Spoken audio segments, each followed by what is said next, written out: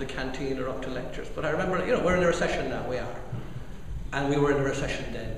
Although for some reason, and I don't know if it was the romance of youth, it just didn't feel like it. But I know it was, because I remember sitting there one evening and there was a coffee machine over here. And you'd have to put 20p in to get a coffee. And then the ladies' toilet was out back that way behind the stairs.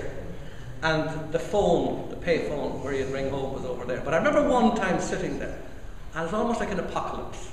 One fella with his hand so far up a coffee machine, he was bleeding, trying to get free coffee. Behind him were a bunch of girls with out a sack of toilet rolls, taking them home to their flat, and over in the corner some fella on the payphone tapping like that.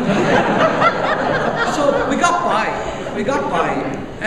Now, of course, the backdrop was the keys, the saw doctors, all that wonderful thing that Galway gave us, which I know we all appreciate. It was not just the campus, it was the beautiful way the campus is in the centre of something vibrant. Now, all the memories I have of UCG are wrapped in a story, and that's really what I want to talk to you about today. Because I can't think of a picture without thinking of the story that went with it. And these are the things that enrich our lives. These are the threads that we weave our life from. Let's sing the bells this morning, and the yo-yo-yo, and the sound people singing. My mother told a story on her 70th birthday, which surprised me, because my mother could sometimes be as negative as the rest of them. But on her 70th birthday, she stood, as I'm standing now, with her friends and family around her. And she said, you know, people often ask, what was the greatest thing in your life? And she said, I could tell them it was my time in Jerusalem, or my time back in Trinity, or this, that, or the other. She said, but no, like any mother will say, it is my children. I'm so glad that they're friends with each other. I'm so glad that they work hard. I'm so glad that they play hard.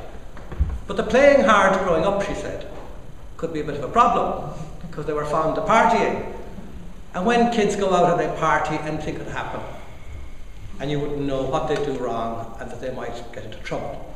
But she said, I always knew no matter what trouble they got into, the policeman that would find them wouldn't carry a gun. I always knew that when my sons came 18, they wouldn't be taken to war. I always knew that when my daughters were 18, they would have a vote the same as my sons.